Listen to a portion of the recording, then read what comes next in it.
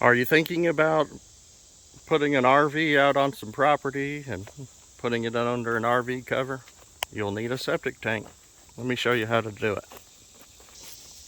What we did here, we ran our pipe in 3-inch PVC.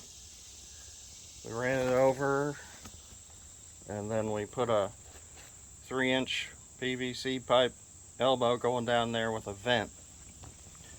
All we did was put this in the ground, and it dumped straight into the top of the tank. And then the side outlet has a T on it inside the tank that goes down approximately 14 inches or so that it drains the liquid off of the tank. Inside the tank there's a sanitary T facing up, and then, like I mentioned, a piece of PVC going down about 14 inches.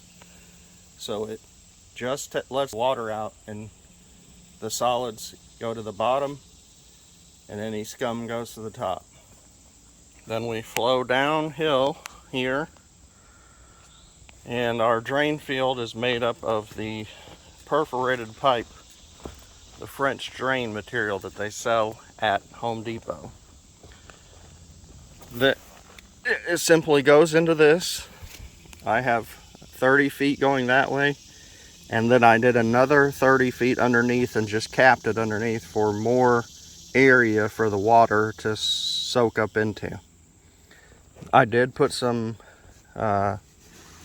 fabric over the top of it to hopefully reduce the amount of dirt that infiltrates the French drain.